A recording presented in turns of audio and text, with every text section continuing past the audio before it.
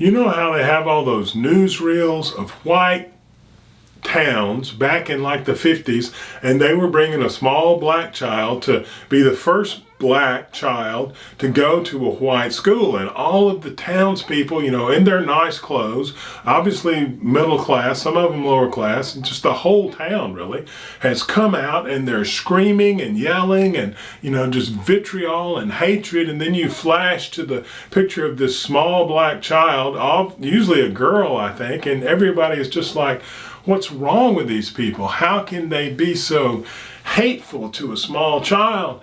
And of course, that's not true. It's a misrepresentation. That often happens with videos and interpretation, and we need to be aware of that specifically in this time of videos everywhere.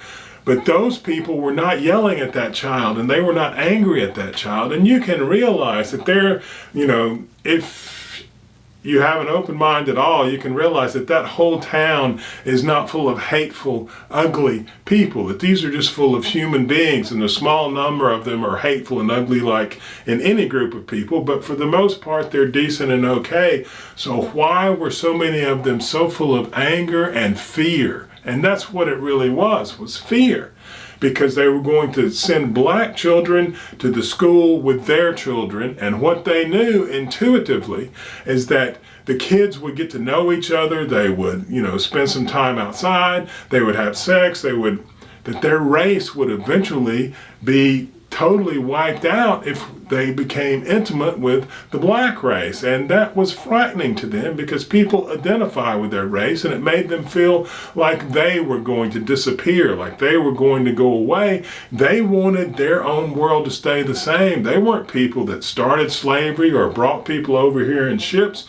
They were just people with jobs, and, you know, they went to church and were part of the community, and they wanted to keep their community as something they understood and they felt good about, a place where they felt at home.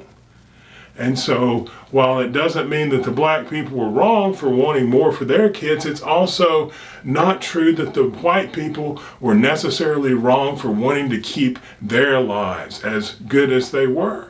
And once we start looking at things with a little more empathy for both sides, and realizing that everyone involved is actually a good person for them, you know, the most part, not every person is a good person for sure, but in every group of people, the majority are reasonable and can be talked to, then we can start making progress again and start moving things forward.